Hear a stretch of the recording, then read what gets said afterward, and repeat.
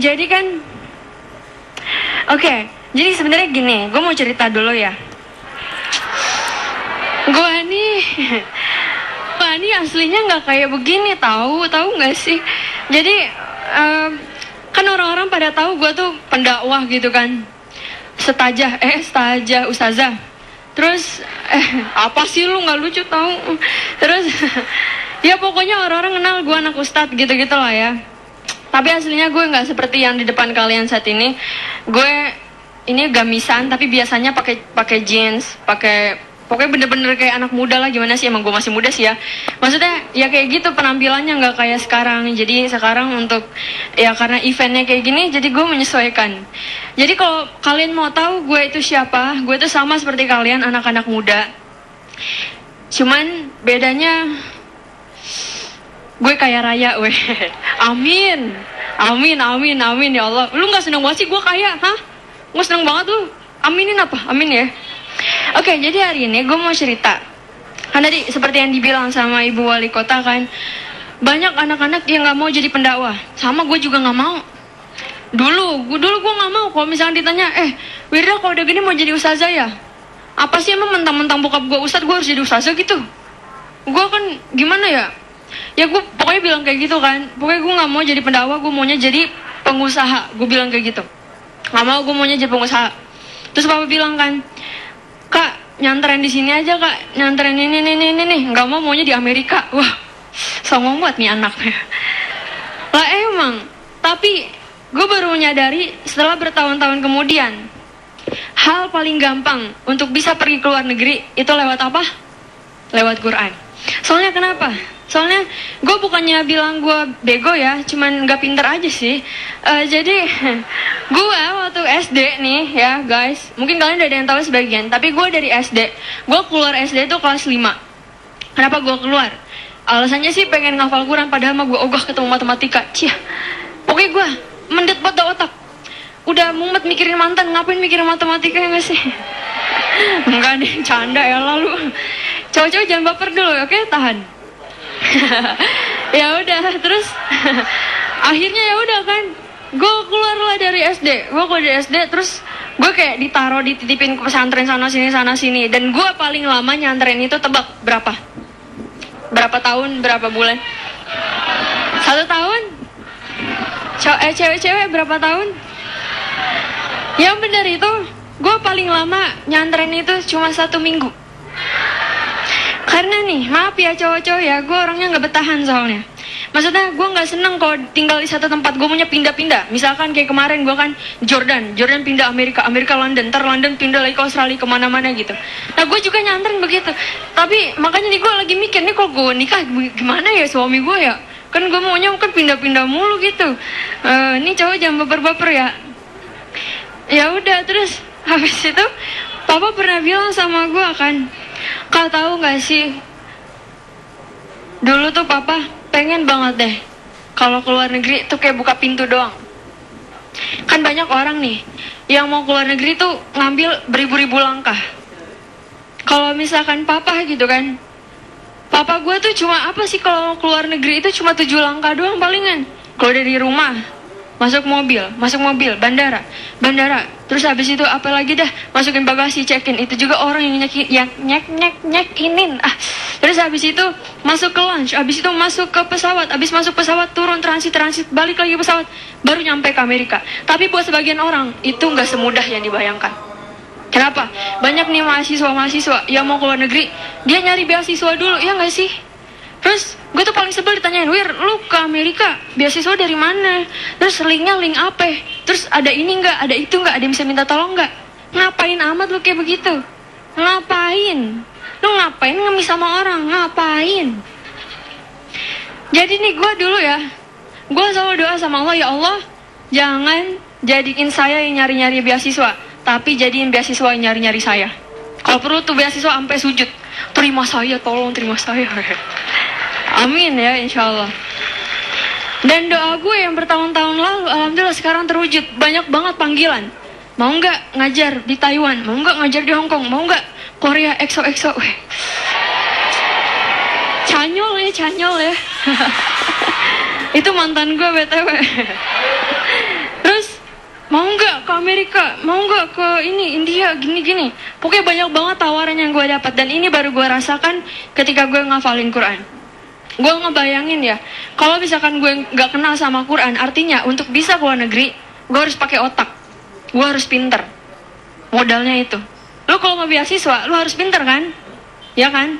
Tapi kalau Quran mah modal ngaji dong, modal ngaji, modal yakin, udah berangkat aja gitu. Nah, ada satu hal yang selalu gue lakukan sejak kecil. Mungkin kalian juga ada yang udah tahu kalau misalnya ngikutin Instagram atau Ask FM gue. Maaf nih, lidahnya lidah London, jadinya bahasa Inggrisnya kayak bule gitu ya. Emang mukanya udah bakat sih ya nggak sih? Ya aja dah ya. Terus ya udah kan, gue tuh waktu kecil gue beli peta dunia, gue tempel di kamar, terus gue tulisin dari Jakarta ke Paris, Jakarta Jerman, Jakarta Belanda, Jakarta, pokoknya gue tulisin semuanya ke negara-negara yang mau gue tuju. Dan alhamdulillah satu persatu itu kejadian semua. Ini yang mau gue sampaikan kepada kalian semua, bahwa apapun yang kalian tulis dan apapun yang kalian katakan, itu tuh hidup. Dia hidup. Ketika lo bilang, lah gue jelek banget ya, maka si jelek itu bakal nyariin lo.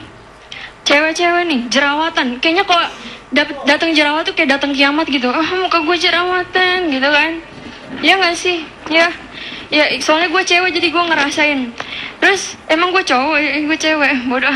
Terus abis itu kita tuh kalau lagi jerawatan ya gak sih girls, kalau lagi jerawatan terus kita ngaca, ih amit-amit dan ini jerawat kayak bisul ya. Emang kayak begitu. Nah terus abis itu ibu-ibu pada, mama saya juga kayak gitu juga bu, nyari krim anti tua. Emang tua mah tua aja begitu ya, ngapain pakai krim anti tua ya. Terus banyak banget tuh krimnya, saya juga nggak mudeng, apaan dah dipakai. Krim wakdoyok kali dipakai.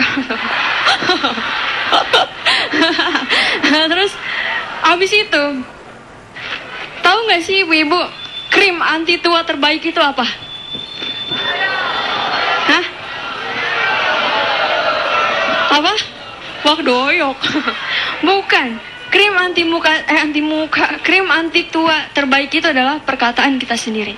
Karena banyak orang-orang tua yang keriput, makin lama makin keriput aja gitu.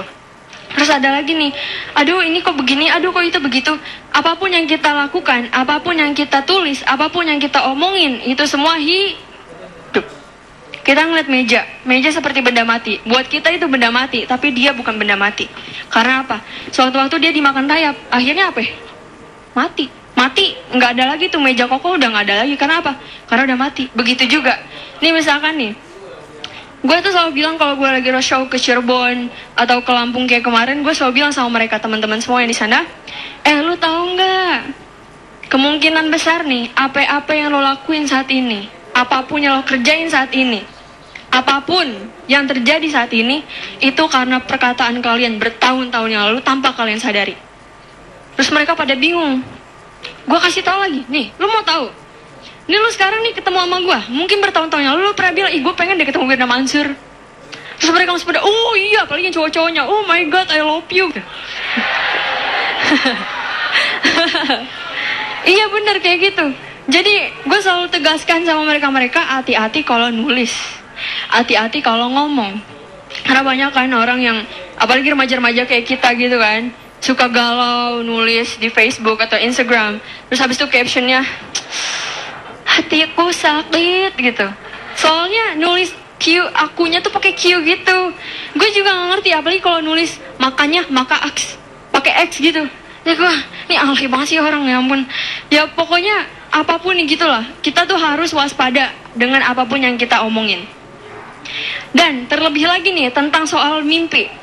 Ada yang mau jadi pendakwah tuh gak nyeremin kok. Sama kayak gue. Nih gue, ya sebobrok-bobrok kayak gue gitu ya. Ya inilah penampilan gue gitu. Jadi gak perlu nakutin, gak perlu pakai yang harus gamis banget gitu, harus pecian banget gitu. Gak perlu. Yang perlu apa? Yang perlu dakwahnya tuh nyampe ke orang yang mau kita tuju. Nah, karena pasar gue remaja, jadi gue ngomongnya juga remaja. Gue juga swag-swag gitu. Swag-swag ya, swag. Terus, abis itu apa lagi? Gue sering ngomong sama orang-orang kan, sama teman-teman juga. Siapa yang mau jadi dokter di sini? Coba, siapa yang mau jadi dokter di sini? Angkat tangannya. Ya, angkat tangannya. Nih gue mau manggil orang nih maju ke panggung, makanya angkat tangannya. Bawa HP-nya kita selfie bareng. Gua pilih tapi ya, gua pilih. Siapa yang mau jadi guru? Angkat tangan. Oke, kita satu-satu dulu deh ya, satu-satu. Yang mau jadi polisi angkat tangan.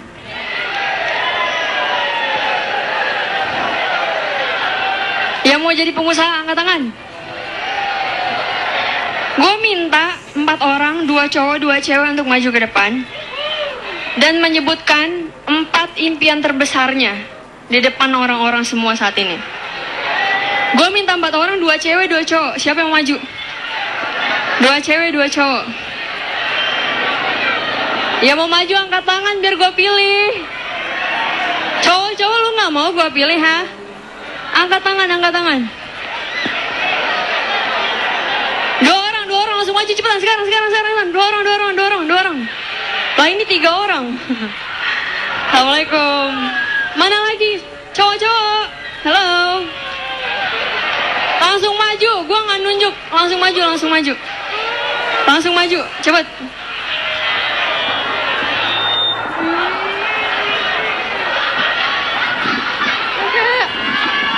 Ayo, langsung maju. Cepet. Oh my god.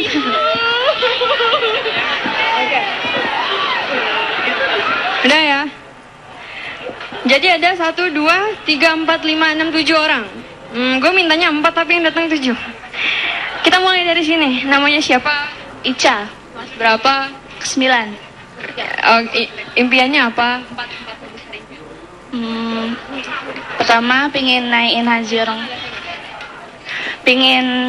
haji orang tua. Kedua pengen keliling dunia dengan prestasi sendiri.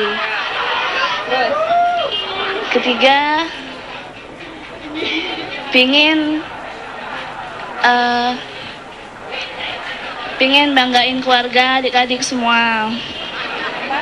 Keempat, Cita-cita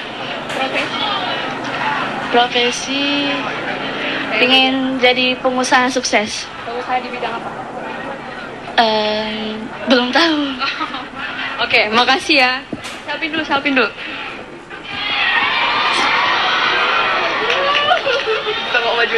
Makanya maju kalau disuruh maju. Yuk.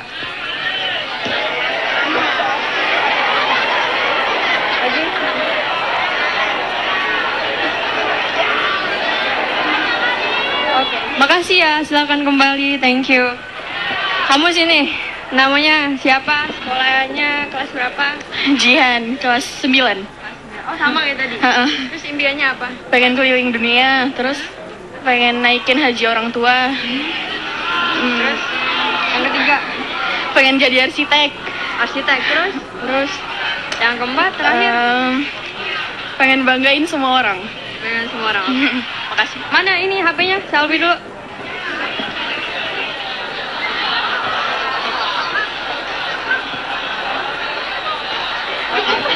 Ya, makasih ya. Silakan kembali. Thank you. Kamu kelas 9 juga? Iya. Oh ya. Sebutin namanya terus cita-citanya apa? Namanya Bunga, pengen jadi dosen, terus pengen jumpa sama Shawn Mendes, terus sama One Direction juga, pengen naik haji bareng orang tua, kalau perlu bareng keluarga besar. Ya, itu baru 3 ya? Udah 4. Makasih ya. Oh ya, selfie-nya belum.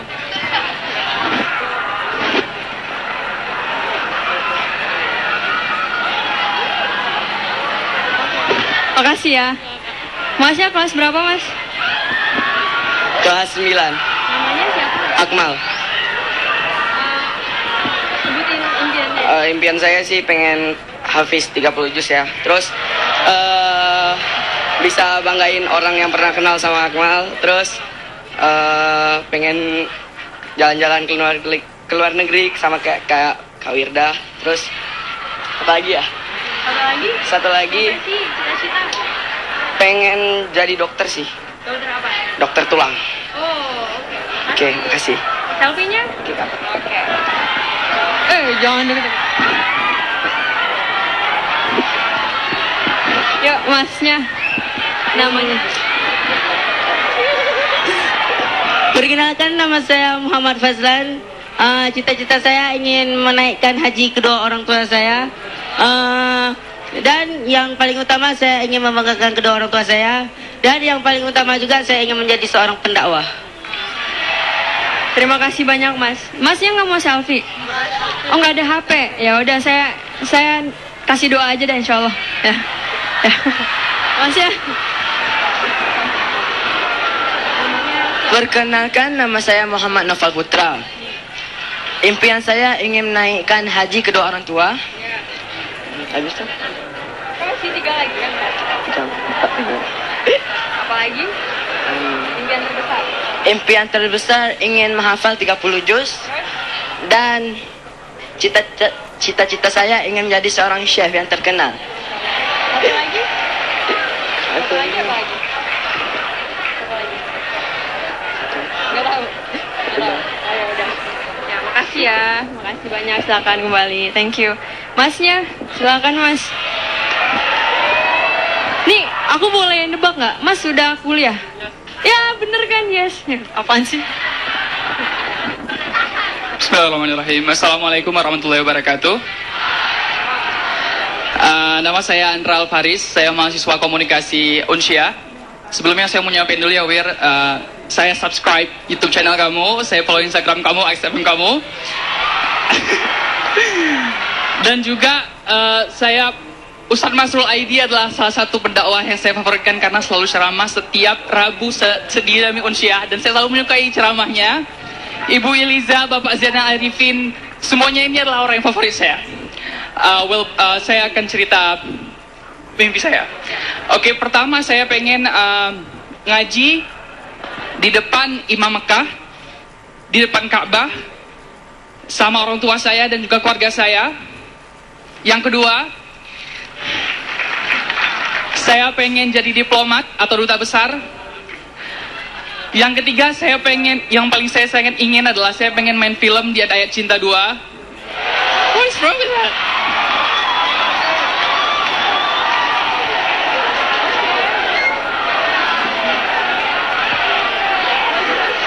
Yang ketiga, yang keempat ya. Yang keempat, saya pengen banget bisa buat project bareng sama Wirda, insya Allah. Iya, boleh. Yuk.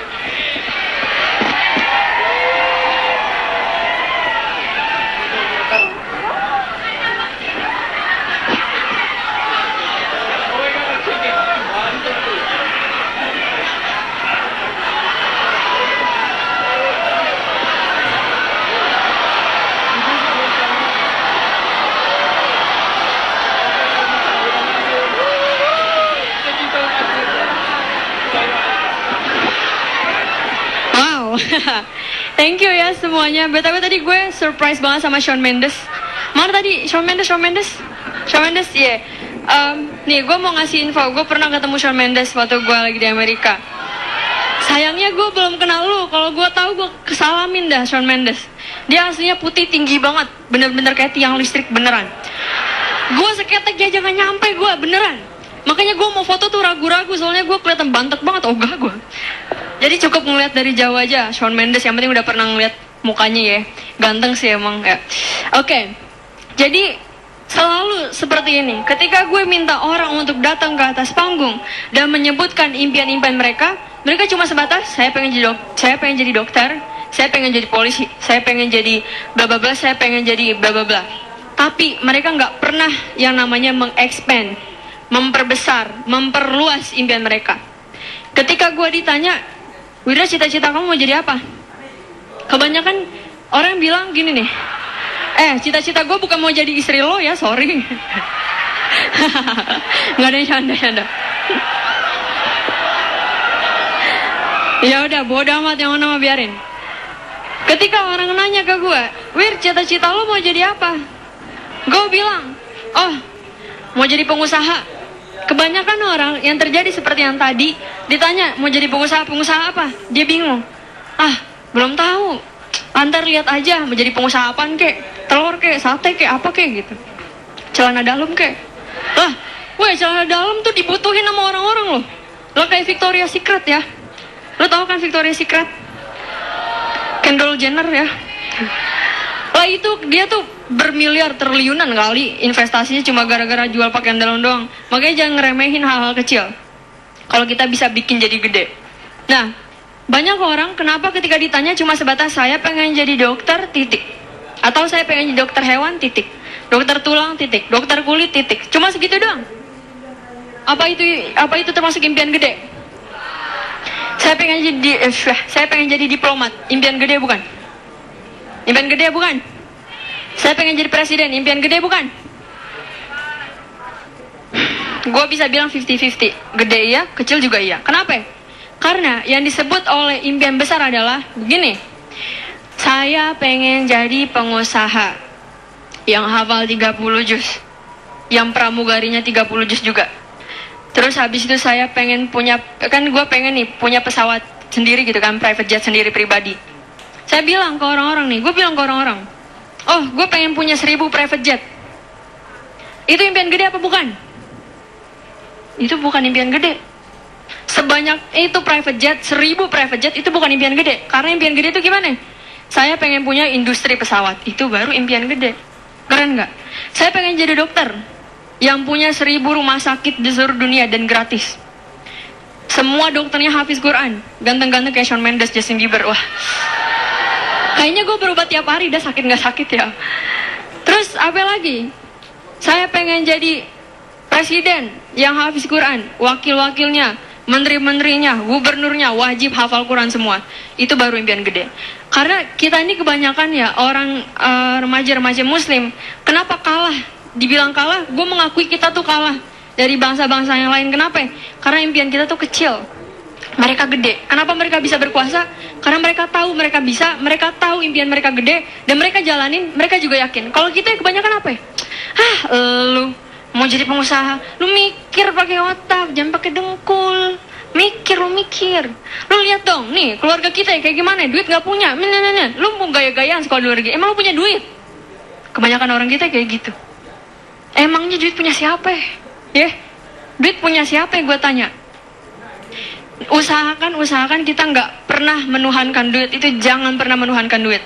Apalagi kalau sampai susah, sesusah-susahnya kita apapun itu, jangan pernah nyamperin manusia. Karena itu bakalan hina banget sumpah.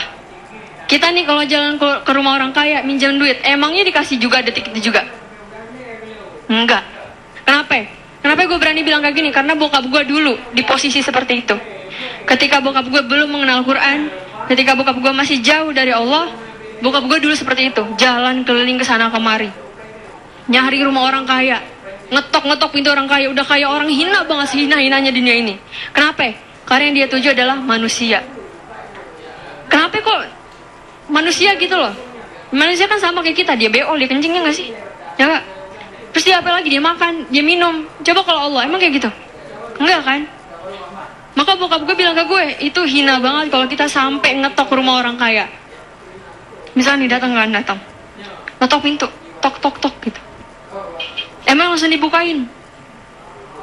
Enggak. Emang langsung ditemuin? Enggak. Yang nemuin siapa? Pembantunya, asistennya, atau ajudannya. Terus ditanyain, permisi mbak, mau nyari siapa ya? Terus kita ngomong, wah kalau udah nya panjang tuh udah alamat minjem duit pokoknya. Apalagi tambah itu, mau ngomong apaan sih lu, nggak jelas banget ya. Saya ini rumah sakit gini, itu hina banget. Terus udah mah kita ngomong panjang lebar, terus dibilangin sama asistennya, maaf bu, bapaknya lagi nggak ada di rumah, ntar aja ya, ntar sore. Oh iya nggak apa-apa. Dan di situ kita bersedia nungguin manusia. Itu hina banget kita di situ, hina banget. Sementara kalau misalnya kita pakai waktu itu buat doa sama Allah, buat sholat ke Allah gitu kan, itu pasti waktunya bermanfaat sekali daripada kita harus nunggu orang kaya yang gak jelas didatengin apa enggak, dipinjemin apa enggak. Udah gitu kadang ada orang kaya yang lumayan jahat juga, kalau misalnya kita nggak balikin ada bunganya lah, rumahnya disita lah, digerebek lah dan lain-lain. Itu hina banget. Makanya kita harus berusaha jangan jadi seperti itu. Gue selalu doa sama Allah, ya Allah, saya pengen sekolah di luar negeri. Saya pengen keliling dunia. Saya pengen keliling dunia gratis pakai Quran yang saya pegang. Ketika saat itu gue masih proses ngafal Quran waktu itu, belum nyampe 15 juz. Terus habis itu gue tuh selalu berkeyakinan kalau misalnya kita ngafal Quran, Quran bakal jagain kita. Karena gini, Quran itu kan mulia ya, Quran itu mulia. Siapa yang nempel sama Quran, dia ikut mulia. Quran itu tinggi derajatnya. Siapa yang ikut Quran, maka dia bakal tinggi derajatnya. Dan itulah yang gue pelajarin selama ini. Bokap gue dulu sebelum kenal sama Quran, hidupnya berantakan, ngutang sana sini. Terus polisi datang tiap hari ke rumah. Waktu mama masih ngandung gue nih, kalau nggak salah 9 bulan atau 12 bulan, malam-malam rumah gue. 12 bulan, iya 9 bulan.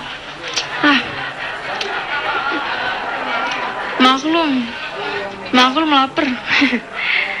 Terus didatangin rumah gue malam-malam kan sama polisi, mau ngambil bokap gue, mau ditahan gara-gara punya utang. Dan di situ sakit banget. Lo tau gak sih, gue tuh dulu miskinnya miskin banget, mungkin lebih miskin daripada kalian. Jadi rumah gue itu nggak pakai keramik, nggak pakai semen, pakainya apa? Tanah.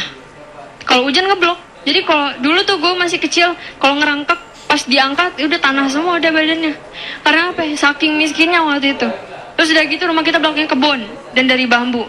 Sehingga yang terjadi apa? Setiap malam ular lewat aja. Lagi tidur lewat aja.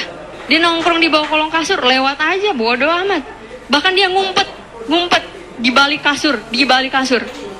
Nyokap gue pernah nih, waktu itu lagi malam pertama juga lagi, ngeselin banget ya. Abis nikah, ini gue kasih tahu kalian semua nih, abis nikah ceritanya. Ini kayaknya ceritanya kayak gini nih. Lagi tidur berdua di kasur, tiba-tiba ada yang ngulet-ngulet di bawah. Nyokap gue bilang, manggilnya kan dulu kakak sama adek karena belum punya anak. Kak, jangan kelitikin adek dong. Ya iyalah, ger banget. Kata bokap gue, enggak, siapa yang ngelitikin? Terus itu apaan gitu? Ternyata pas diangkat kasurnya ada ular. Dan nggak nanggung-nanggung, ada 2 ularnya dan gede-gede. Super gede, tahu sendiri ular kebun kayak gimana. Apalagi tahun 99-an itu gila banget kan, sawahnya kayak pantau. Ya dari situlah bokap gua bilang sama kami bahwa bokap akan merubah derajat keluarga. Dengan apa? Dengan Quran. Sehingga pada hari dimana bokap dibawa ke penjara dan 2 kali di penjara, disitulah bokap memanfaatkan hari-harinya, hari demi hari untuk menghafal Quran. Dan jawaban itu terjadi sekarang. Dulu bokap gue tuh hina banget, super hina, nggak dipandang, udah mah pendek kecil, nggak kelihatan. Lah serius bokap gue kayak begitu. Tapi subhanallah gitu kan, nggak perlu punya badan gede, yang penting namanya gede. Sekarang nih bokap gue kalau mau kemana-mana tuh gampang banget, rasanya gampang banget. Nih gue pernah waktu itu lagi kebelet ceritanya di airport. Sementara gue belum megang boarding pass. Gue udah kabar-kelibir kan, di luar nggak ada toilet, adanya di dalam. Maka yang harus gue lakukan adalah ke dalam. Nah, tapi kan gue nggak punya boarding pass, gimana caranya gue bisa ke dalam? Nggak bisa. Akhirnya gue minta tolong papa, anterin kakak ke dalam. Gue sama papa, karena muka papa udah tiket, udah boarding pass. Serius, bokap gue tuh apa-apa, udah masuk aja, nggak perlu tanyain mana KTP-nya, mana ininya, enggak, langsung masuk aja. Kenapa? Mukanya udah KTP, mukanya udah boarding pass, mukanya udah paspor, lewat aja. Begitu, hebat banget nggak? Padahal mah dulu ya Allah, mah diludahin, diomongin, dikata-katain, dihina, dicaci. Tapi alhamdulillah karena kesabaran itu dan karena bokap ngafalin Quran, akhirnya mengangkat derajat bokap gue hingga saat ini. Bahkan sekarang bokap gue jadi tamu undangan negara, diundang ke istana. Bahkan kemarin nih waktu Raja Salman datang kan ke gedung DPR, kalau nggak salah gedung DPR atau Dewan gitu ya. Terus habis itu bokap gue belum datang nih, terlambat. Jadi ada pertemuan antara Raja Salman dan tokoh-tokoh ulama serta politikus dan lain-lain gitu ya. Politikus bukan sih? Udah lama nggak sekolah jadi ngeblank nih. Ya pokoknya itulah ya, nggak penting. Nah terus habis itu bokap gue nih terlambat ceritanya. Udah ngos-ngosan nih lari-lari, terus habis itu wartawan di depan semua. Bokap gue dada-dada kayak presiden, weh mantap banget dah Mas Allah. Terus habis itu bokap masuk. Ternyata yang terjadi apa? Raja Salman dan Presiden Jokowi nungguin bokap gue. Karena cuma tinggal 1 kursi yang kesisa dan itu kursinya bokap gue. Maka acara nggak dimulai sebelum bokap gue duduk di situ. Masya Allah banget kan. Orang yang dulu di penjara 2 kali, dihina, dicaci, tapi Raja Salman malah nungguin bokap gue. Udah gitu selfie bareng lagi, gila, gue NP banget ya. Terus habis itu ketemu dokter Zakir Naik juga, ya Masya Allah dah.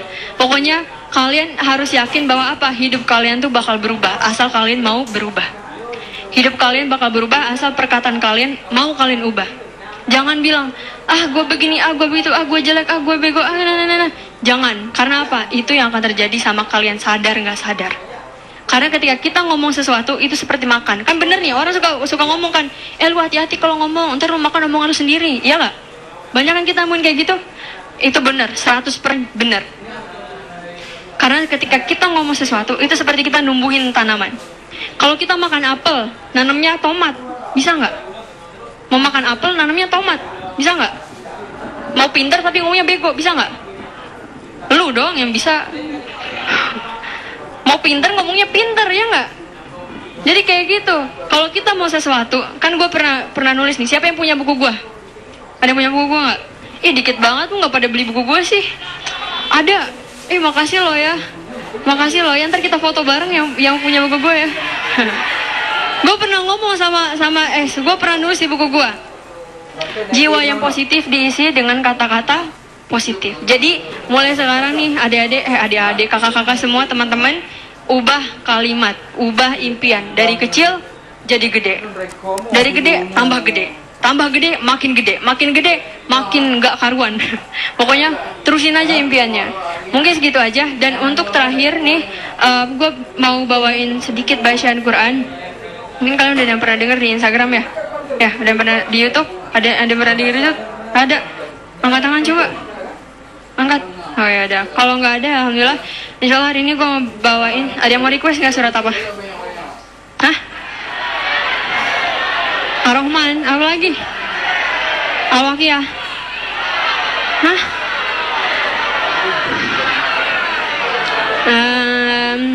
Yang gampangan aja lah ya, yang paling simpel Ar-Rahman aja lah ya. Mohon maaf nih, tajwid gue masih berantakan, jadi tolong maklumin banget kalau masih salah, karena gue masih santri juga, jadi sama-sama belajar. Sekaligus untuk penutup, gue ngomong panjang lebar kayak kali Cisadane sekarang, dan doain gue besok mau ke Malang, karena gue bakal ada acara di sana, ada roadshow di Kota Batu. Jadi minta doanya dari kalian semua, mudah-mudahan acara juga sukses seperti yang terjadi di hari ini. Bismillahirrahmanirrahim. A'udzu billahi minasy syaithanir rajim. Bismillahirrahmanirrahim.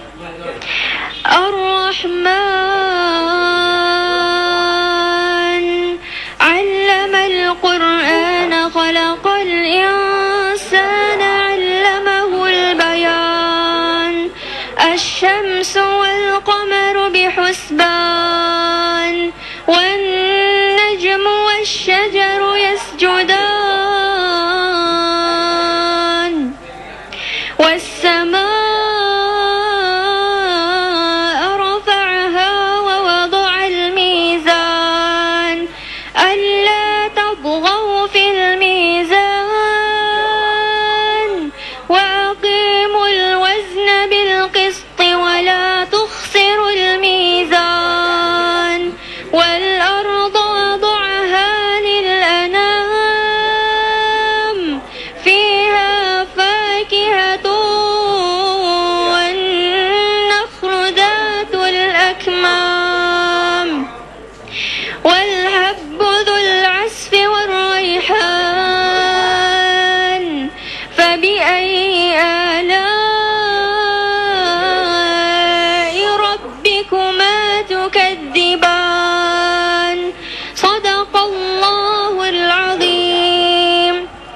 Terima kasih banyak untuk teman-teman semuanya. Sampai jumpa di lain waktu. Terima kasih atas undangannya dan udah diterima di Aceh untuk pertama kalinya. Sampai ketemu lagi. See you again ya. Assalamualaikum warahmatullahi wabarakatuh.